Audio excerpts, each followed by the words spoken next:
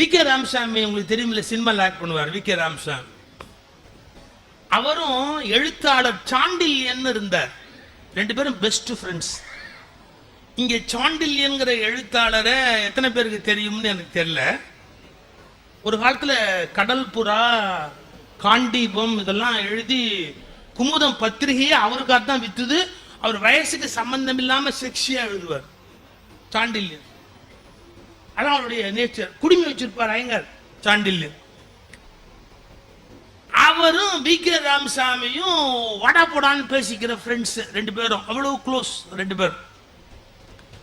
ஒரு நாள் சாண்டில்யன் வி.கே. ராமசாமி வீட்டுக்கு போறார்.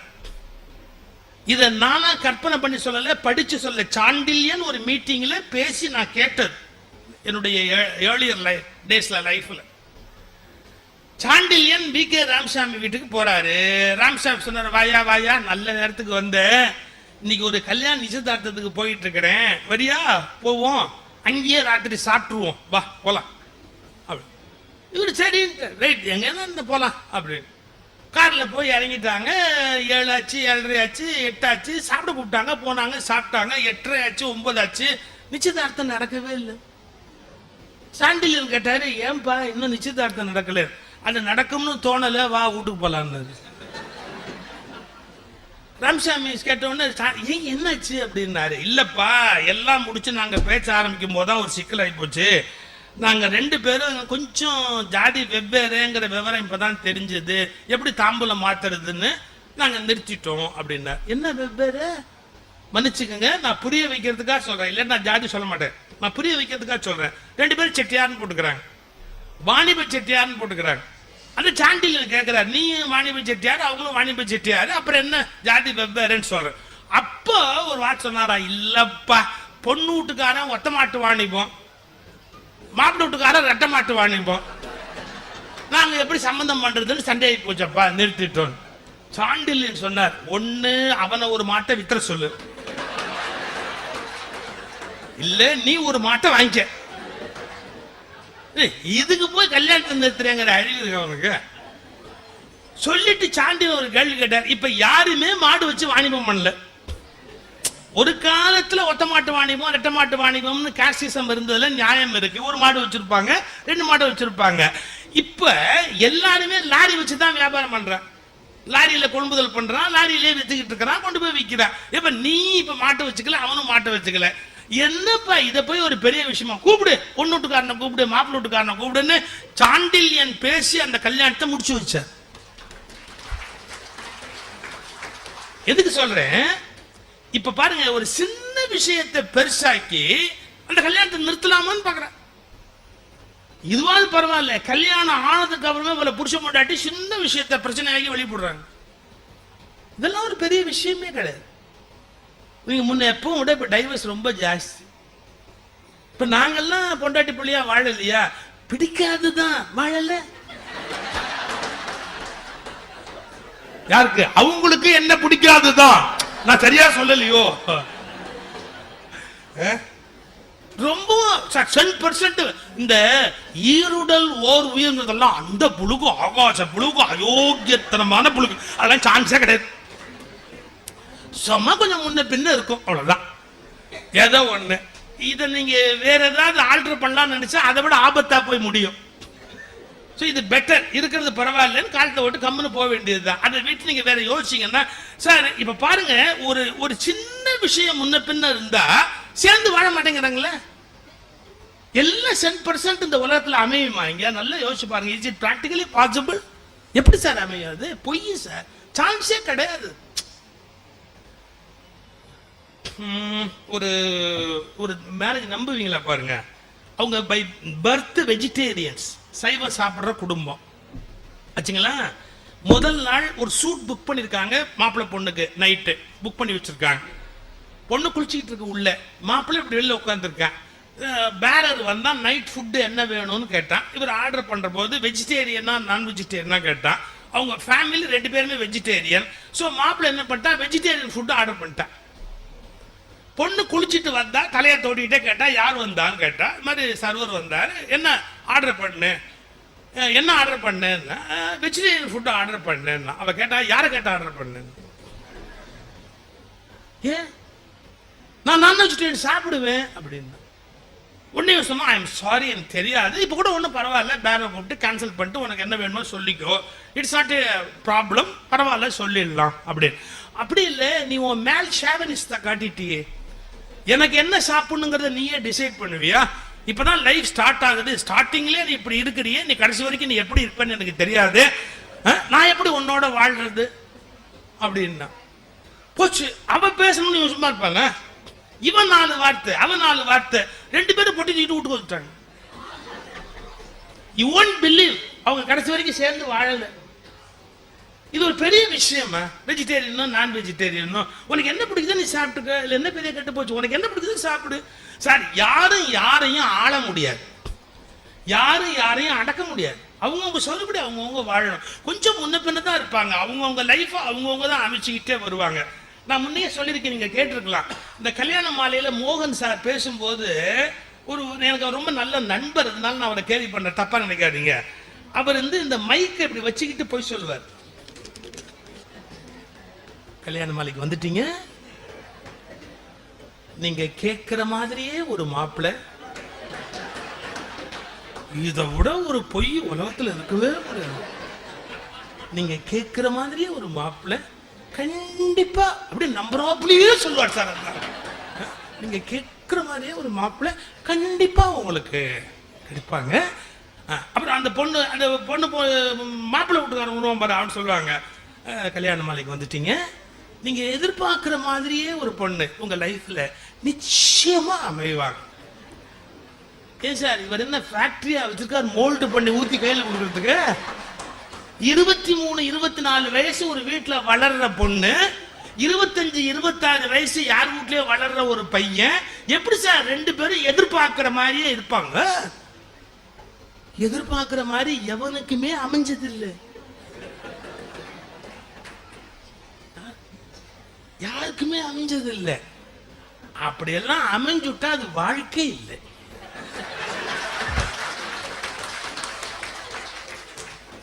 என்னமோ கொஞ்சம் முன்ன பெண்ணா இருக்கும். எங்க தாத்தா பாட்டி எல்லாம் போட்டது ஐயோ பயங்கர வேடிக்கையா இருக்கும். எங்க தாத்தா வச்சது சட்டம், வீட்டுல மனுஷன் வச்சது சட்டம். பாருங்க, அவர் என்ன பண்ணுவார், உட்கார்ந்து இருந்தா எங்க பாட்டி எழுத்தாப்புல வர மாட்டாங்க, பின்னோடி எங்கேயோ போய் நின்று இருப்பாங்க. அவர் ஏன்னு கூப்பிடுவார், ஏய் அப்படிம்பார். எங்க பாட்டி வந்து நிற்பாங்க, அவங்களுக்கு என்ன ஏன்னா பேர் வச்சாங்க. இதுல கொடுமை, எங்க அப்பாவும் எங்க அம்மாவும் ஏன்னு தான் கூப்பிடுவார். எங்க அம்மா பேர் கோமதி, ஏய் அப்படிம்ப. எனக்கு கூட அப்படி ஒரு ஆசை தான். இப்ப நான் ஏன்னு கூப்பிட்டு டேன்னு பதில் வந்துருச்சுன்னு வச்சுங்க, அப்புறம் சொல்லின்னு செல்வர் சொல்வேந்தர் எல்லாம் மான மரியாதையை மொத்தமா போயிடும். ஸோ அந்த மாதிரி ரிஸ்க் எல்லாம் நான் எடுக்கிறதே இல்லை. ஜாக்கிரதையா, என்னம்மா போலாமா, வெளியில போலாமா, நான் மட்டும் போயிட்டு வந்துட்டுமா, விஷயம் முடிஞ்சு போச்சு. எதுக்கு சொல்ல வரேன், காலம் மாறுது சார். நேற்று போல் இன்று இல்லை, இன்று போல் நாளை இல்லை. இது சினிமா பாட்டு, அழகான பாட்டு. நேற்று போல் இன்று இல்லை, இன்று போல் நாளை இல்லை. Every minute everything is changing. வாழ்க்கையில் தெரிஞ்சுக்கணும், every minute everything is changing. அதுக்கு நம்ம அகாமடேட் பண்ணணும், அதுக்கு தகுந்த மாதிரி தான் வாழ்றதுக்கு பழகணும். சின்ன விஷயங்கள், அற்ப விஷயங்களை பெருசுபடுத்தி எவ்வளவு பேர் சண்டை போட்டிருக்காங்க தெரியுங்களா? நான் போனேன், என்ன வான்னு கேட்கல, என்ன போன்னு சொல்லல, வானே சொல்லல, அப்படி எப்படி உன்னை போன்னு சொல்லுவாங்க? அவன் கரெக்டா தான் வான்னு சொல்லல போன்னு சொல்லல, விஷயம் அதோட முடிஞ்சு போச்சு. இல்ல என்ன வான்னு சொல்லல போன்னு சொல்லல, என் மானத்தை வாங்கிட்டான், இருந்தா தானப்பா வாங்கறதுக்கு. இல்லாதவெல்லாம் அதை பத்தி கவலைப்பட்டா என்ன பண்றது? சரி, நான் என்ன சொல்ல வரேன், மனிதர்கள் கொஞ்சம் முன்ன பின்ன இருப்பாங்க, பெருசுப்படுத்தக்கூடாது. நம்முடைய ஒன்று சொல்லட்டுமா, எந்த காலகட்டத்திலையும் உறவுகளை விட்டு கொடுக்காது, ரொம்ப முக்கியம். ஒரு வீட்டில் சார் ஒரு அண்ணன் தங்கச்சி, இந்த அண்ணன் தங்கச்சிக்கு ஏதோ மிஸ் அண்டர்ஸ்டாண்டிங் வந்துருச்சு சார், ஏதோ ஒரு பிரச்சனையில் மிஸ் அண்டர்ஸ்டாண்டிங் வந்துருச்சு சார். இந்த தங்கச்சி வீட்டில் மாமியார் இறந்து போறா.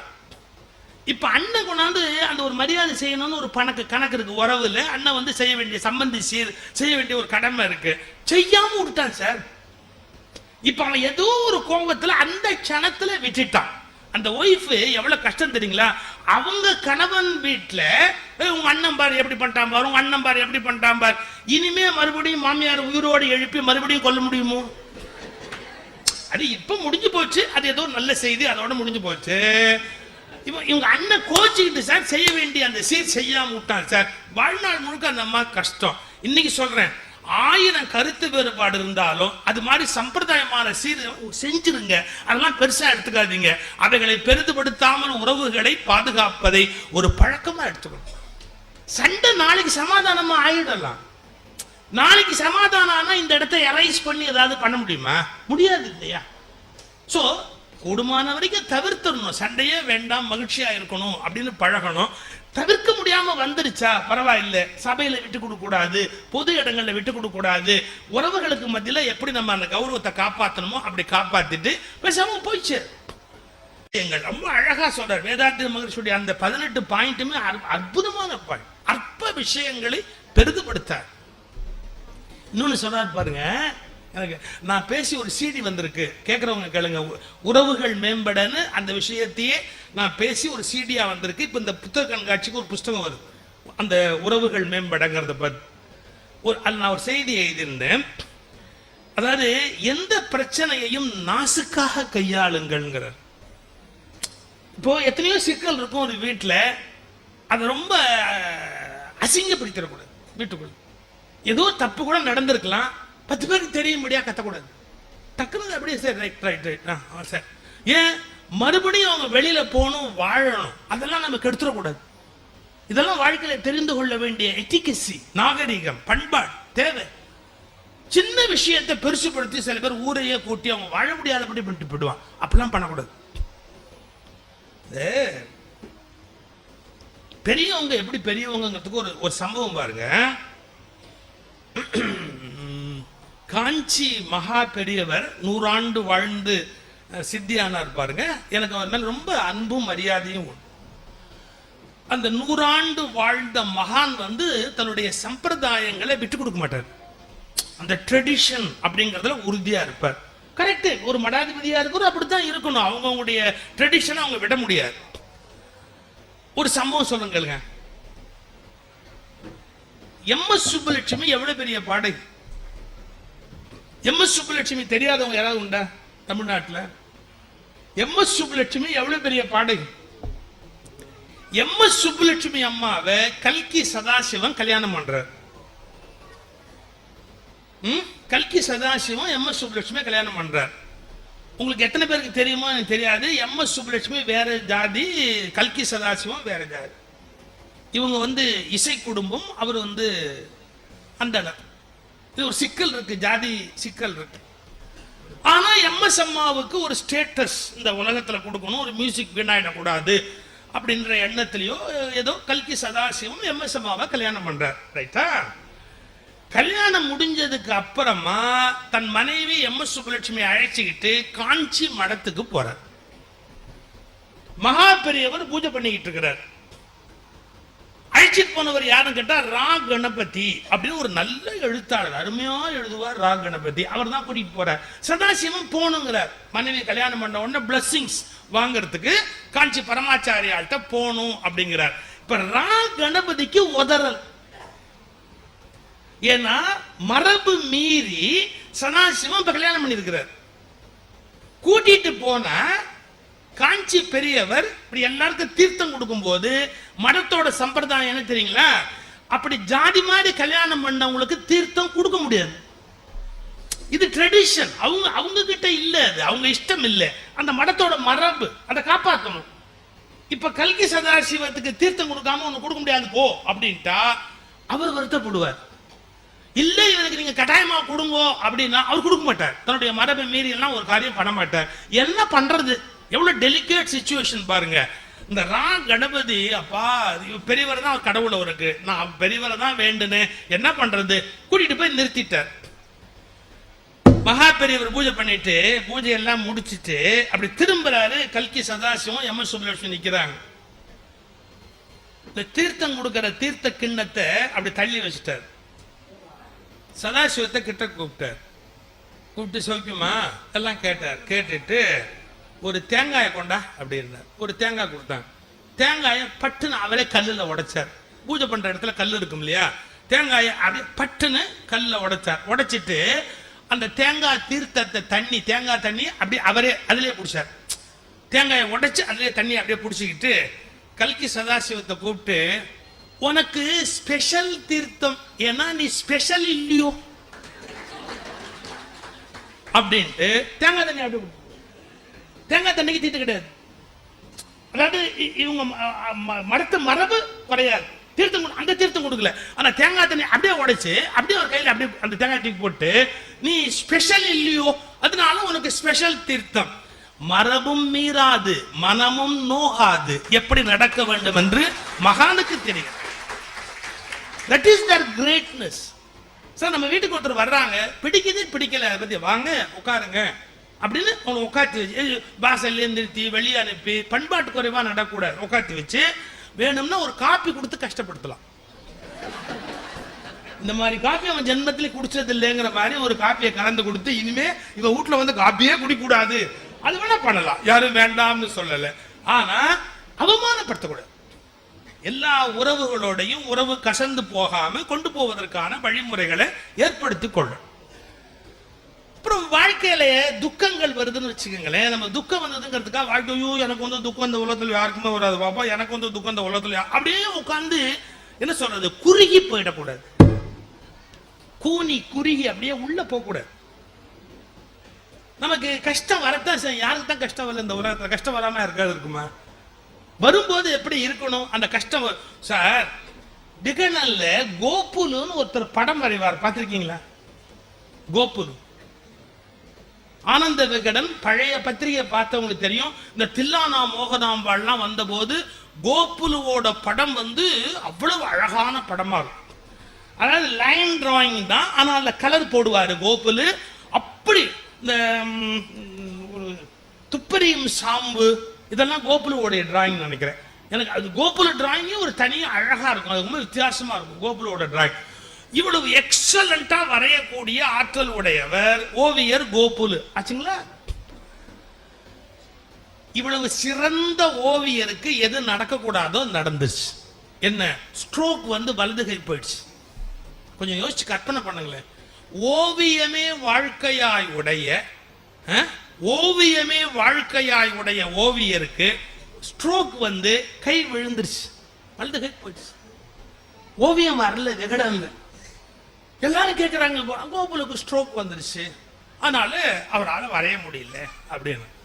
ஆனா 4 மாசம் கழிச்சு மறுபடியும் விகடன்ல படம் வந்தது.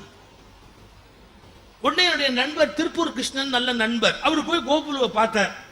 ஐயா உங்க படம் தான் எங்களுக்கெல்லாம் உயிர், நீங்க இப்ப அந்த படம் வந்து இல்லையேன்னு கவலைப்பட்ட 4 மாசமா, இப்ப மறுபடியும் வருது, எனக்கு ரொம்ப சந்தோஷம், சரியாயிடுச்சா உடம்புன்னார்.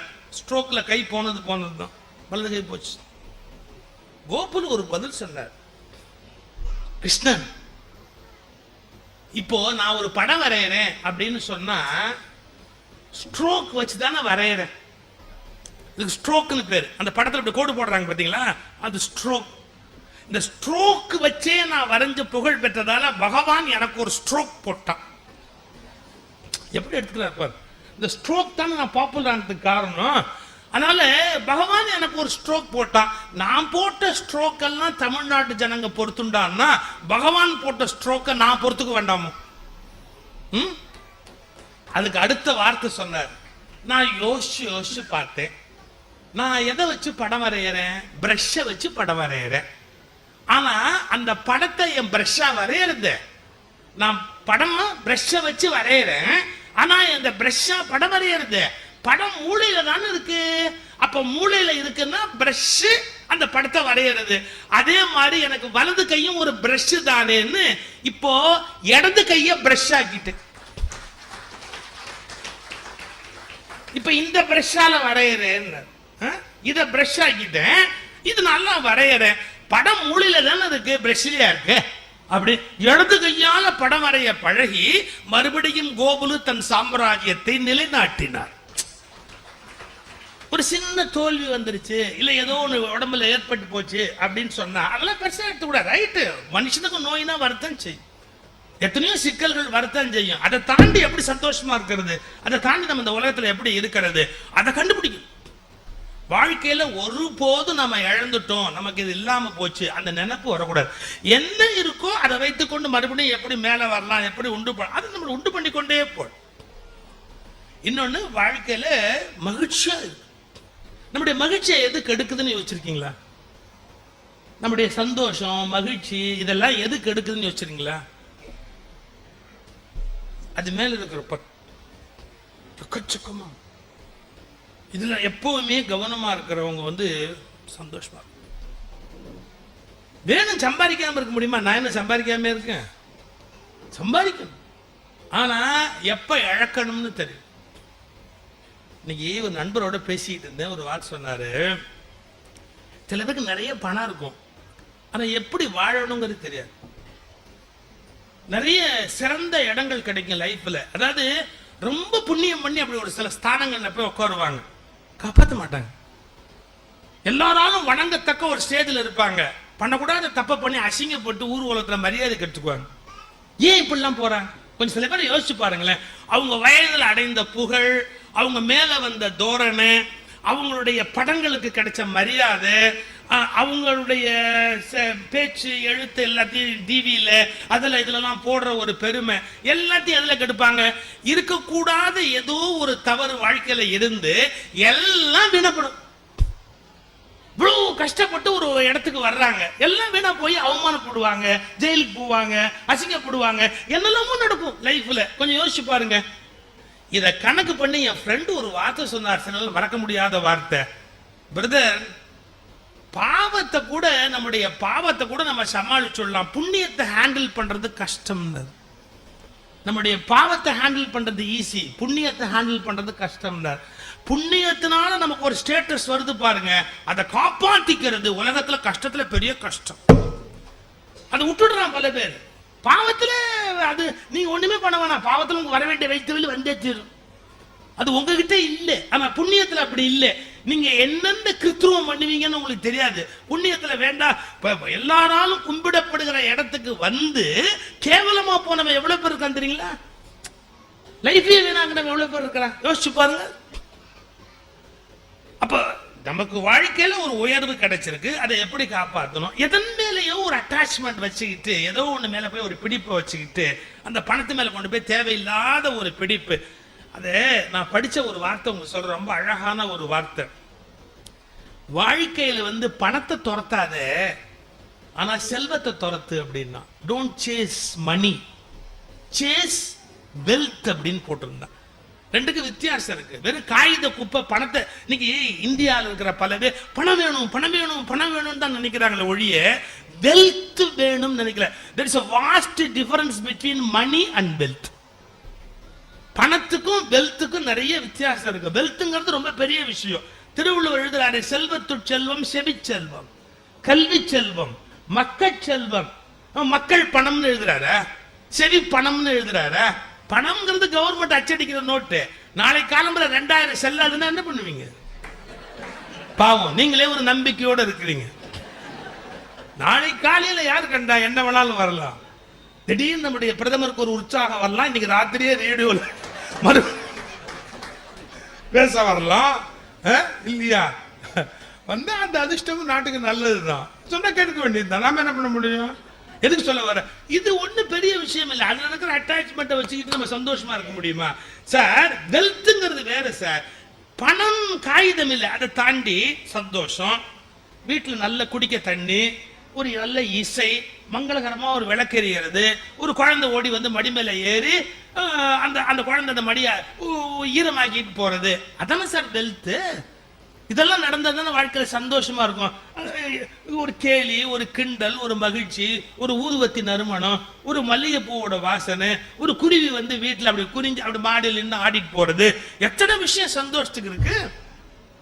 இதெல்லாம் இழந்துட்டு எப்போ பார்த்தாலும் ரூபாய் நோட்டுக்குள்ளேயே உட்கார்ந்துருந்தா, அதை எண்ணிக்கிட்டே உட்கார்ந்துருந்தா வேஸ்ட் வேஸ்ட். இன்னொன்னு சொல்றேன் பாருங்க, ரொம்ப பாதுகாப்பு உணர்வோட இருக்காதீங்க. நான் சொல்றது எல்லாமே நேர்மாறா இருக்கும். உங்களுக்கு இது வரைக்கும் யார் யார் என்ன சொன்னாங்களோ அதுக்கு நேர்மாறாவே சொல்லுவேன். இனிமே நான் அடுத்த வருஷம் தான் கூப்பிடுவீங்க. எல்லாரும் சொல்றாங்க நீ ரொம்ப சேஃபா இரு. நான் சொல்றேன் நான் அப்பவே ஆபத்துல இருன்னு சொன்னேன். ரொம்ப சேஃப்டியை யோசிக்க கூடாது சார். ஒரு மகாராஜா என்ன பண்ணா பாருங்களேன், ஒரு அரண்மனை கட்டினான். எப்படின்னா எல்லா பக்கமும் அடிச்சுட்டு ஒரே ஒரு பக்கம் மட்டும் வாசல் வச்சு உள்ள போய் உட்காந்துக்கிட்டு யாரும் உள்ள வர முடியாது, எவ்வளவு பாதுகாப்பா வச்சிருக்கேன் பா அப்படி. இதை பார்க்கறதுக்கு இன்னொரு ஒரு மகாராஜா வந்தான். அவன் இப்படி இப்படி பார்த்துட்டு இதை விட செக்யூர்டா இதை விட பாதுகாப்பா யாருமே கட்ட முடியாதப்பா, எங்கேருந்து யாரும் உன்னை தாக்க முடியாது, கிளீனா எல்லா பக்கமும் அடிச்சுட்டு ஒரே பக்கம் என்ட்ரி எக்ஸிட் வச்சு நீட்டா கண்ட்ரோல்ல வச்சிருக்கிற, இதை விட பாதுகாப்பா யாருமே பண்ண முடியாது. அப்ப அங்க வந்து சாமியார் சொன்னா நீ இதையும் அடிச்சு விடுறான், இது இந்த இதையும் அடிச்சுட்டா அதுக்கு சமாதின்னு பேர், அதுல இருந்தா இன்னும் பாதுகாப்பா இருக்கலாம். அதையும் அடிச்சுட்டு உட்காந்து வேண்டியதுன்னு சார். எல்லா பக்கமும் ஜன்னல் வச்சு திறந்து வச்சாதான் அது வாழ்க்கையை ஒழிய எல்லாத்தையும் சாத்திக்கிட்டு உட்கார்ந்தா அது வாழ்க்கையா? ஜன்னல் இருக்கணும், ஜன்னல் வழியா காத்து வரணும் சார். ஜன்னல் திறந்து இருக்கணும், ஒரு அங்க வாசல்ல பூக்கிற மகிழம்பூவோட வாசனை வீட்டுக்குள்ள வரணும், அதுல வாழ்க்கை திறந்து இருக்கணும். சேஃப்டி சேஃப்டி சேஃப்டின்னு எல்லாத்தையும் மூடிக்கிட்டு பாதுகாப்பா உள்ள உட்கார முடியுமா? இல்லையா? இயற்கையோடு சேர்ந்து வாழ்வதில் இருக்கிற மகிழ்ச்சி வேற எதுலயா இருக்கா? வீட்டுல உட்கார்ந்து இருக்கும்போது ஒரு பூனை வந்து இப்படி தேய்ச்சிட்டு போகும் காலில், எவ்வளவு பெரிய ஒரு சந்தோஷம் வாழ்க்கை. எங்க வீட்டுல ஒரு நாய் வளர்த்து சார், நாயினே சொல்லக்கூடாது சார், அந்த நாய் வந்து 4 கால் நண்பர், எங்களுடைய 4 கால் நண்பர். என்ன அட்டாச்மெண்ட் தெரியுங்களா? என்ன அட்டாச்மெண்ட், அதெல்லாம் அனுபவிச்சு பார்த்தா எவ்வளவு சந்தோஷம். எனக்கு இந்த பணக்கார வீட்டு அம்சத்துல நாய் வளர்க்கணும்ன்ற எண்ணமே கிடையாது. என்னுடைய பிள்ளைங்க வந்து நாய் வளர்க்கணும்னு கேட்டாங்க, பா நாய் வளர்க்கணும். நான் சொன்னேன் நான் வளர்க்கறதுக்கு போதாதா, இன்னும் வேற எதுக்கு வளர்க்கணும் அப்படி இல்லப்பா, கண்டிப்பா நம்ம வீட்டுல நாய் இருக்கணும். நான் என்ன கேட்டேன் தெரியுங்களா? என் குழந்தைகிட்ட என்ன கேட்டேன் தெரியுமா? நாயின் சந்தோஷத்துக்காக நீங்கள் வளர்க்க விரும்புகிறீர்களா, உங்கள் சந்தோஷத்துக்காக நாய் வளர்க்க விரும்புகிறீர்களா? நாயோட சந்தோஷத்துக்காக நீங்க வளர்க்கறதா இருந்தா நான் கொடுக்குறேன், உங்களுக்கு செலவு பண்றேன். உங்க சந்தோஷத்துக்கு நாயை பிடிச்சி வளர்க்காதீங்க, அது தவறு. நாயோட சந்தோஷத்துக்கு வளர்க்கறதா இருந்தா நம்ம வளர்க்கலாம். அவங்க முதல்ல சரி சரின்னு சொல்லிட்டாங்க, அப்புறம் வழக்கம் போல ஏமாத்திட்டாங்க. அப்புறம் நானும் என் பொண்டாட்டி தான் அதுக்கு பால் ஊற்றி காப்பாற்றி எல்லாம் பண்ணி எல்லா வேலையும் செஞ்சு எல்லாம் பண்ணி முடிச்சோம். அது போய் 12 வருஷம் இருந்து போய் சேர்ந்து அதுக்கப்புறம் சார் எல்லாம் மறக்கவே முடியாது. நான் இது மாதிரி ஒயிட் அண்ட் ஒயிட் போட்டு காரில் வந்து ஏற வருவேன், மீட்டிங் போகிற பொண்ணுங்கிறதுக்கு. இப்படி வந்து காரில் ஏற வரும், எங்கே இருந்தாலும் ஓடியாது சார், வீட்டில் எங்கேயோ இருக்கும். நான் காரில் அங்கேயிருந்து அப்படியே ஓடியாண்டு நேராக இந்த 2 காலை அப்படி இப்படி இந்த ஜிப்பா மேலே இப்படி வச்சு இந்த தாவா கட்டி ஒரு நக்கணும். அது அந்த வீட்டுக்கு நான் தான் எஜமானன்னு ஒரு தப்பான அபிப்பிராயத்தில் அதுவா நினைச்சு நான் என்ன பண்ண முடியும்? 2 காலை அப்படி வச்சு இந்த தாவா கட்டுற அது அது ஐயோ ஒரு பெரிய இம்சை கூடாது. ஆனா நான் அதுக்காக என்ன பண்ணுவேன், படி இறங்கி வரும்போதே மாடியிலேருந்து வருவேன், இறங்கி வரும்போது என் ஒய்ஃப்ட கேட்பேன், மா நாயை கட்டிட்டியா அப்படின்னு. அவன் சொல்ல அப்பவே கட்டிட்டேன்னு.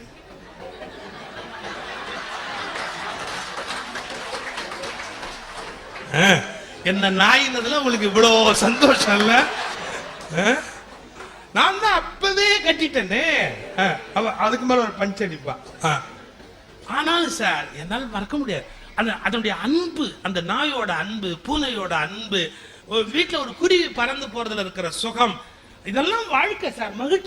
மகிழ்ச்சிங்கிறது வந்து வெறும் பணத்துல இல்ல, வெல்த். இதெல்லாம் வீட்டுக்குள்ள நான் வீடு கட்டுறேன்னு சொல்லி நம்முடைய ஜி.கே. சுந்தரம், லட்சுமி மில்ஸ் அதிபர் ஜி.கே. சுந்தரம் ஐயாட்ட போய் கிரகப்பிரவேச அழைப்பு கொடுத்தேன். ஐயா புது வீடு கட்டி கிரகப்பிரவேசம் பண்ண போறோம். அவர் என்ன கட்டுறாரு தெரியுங்களா? நான் வீடு கட்டி இருக்கிறேன், கிரகப்பிரவேச அழைப்புன்னு கொடுத்த உடனே அவர் சொன்னாரு, அதுல காக்காய்க்கும் வீடு கட்டி இருக்கீங்களா? எப்படி? அதுல காக்காய்க்கும் வீடு கட்டி இருக்கீங்களா அப்படின்னா, வீட்டுல மரம் வச்சிருக்கியான்னு கேக்குறாரு. அதுல காக்காய்க்கும் வீடு கட்டி இருக்கீங்களா? அப்படி சொன்னாரு, கட்டுங்கோ, காக்காய்க்கு குருவிக்கு அணிலுக்கு எல்லாம் இருக்கிற மாதிரி வீடு கட்டுங்க. எனக்கு அப்ப அது அருமை தெரியல சார், அவர் சொன்ன போது. அப்புறம் தான் தெரியுது. ஏன் நம்ம பிள்ளைங்கள்லாம் போனதுக்கு அப்புறம் பேச்சுவார்த்தைக்கு யாருமே இல்லை, இதுங்கெல்லாம் இருந்தாதான் ஏதோ வண்டி ஓடும். கல்யாணம் தான் பொம்பளை பிள்ளைங்க போயிடுது அது பாட்டுக்கு, எப்போ அது பேரம்பேத்தி வருது, வந்தாலே வசூலோடு தான் போகுதுங்க. வெறும் கையோட வருதுங்க, பையோட போகுதுங்க. கையோட வருதுங்க, பையோட போகுதுங்க. என்னமோ போட்டோம், நம்ம என்ன பண்ண போறோம், சம்பாரிச்சு வாரிட்டா போறோம்.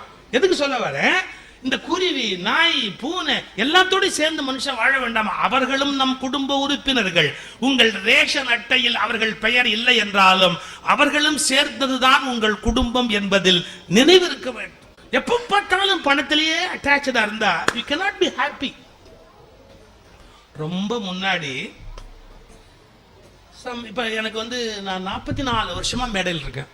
Now I am 64.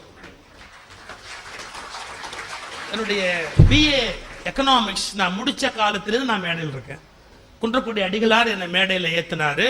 நிறைய பேர் கிவா ஜெகநாதன், பேராசிரியர் ராதாகிருஷ்ணன், அவ்வை நடராஜன், பல பெரியவர்களோடு இணங்கி மேடைக்கு வருகிற ஒரு வாய்ப்பு. 44 இயர்ஸ் கண்டினியூஸா நான் ஸ்டேஜில் இருக்கேன். ரைட், எதுக்கு சொல்ல வரேன்? நான் மேடையில் இருக்கிறேங்கிறத பெருமையா சொல்லிக்கிறதுக்காக நான் சொல்ல வரல. வாழ்க்கையில ஆரம்ப காலம் எல்லாருக்குமே வசதியா இருக்காது. இப்ப நாங்க வசதி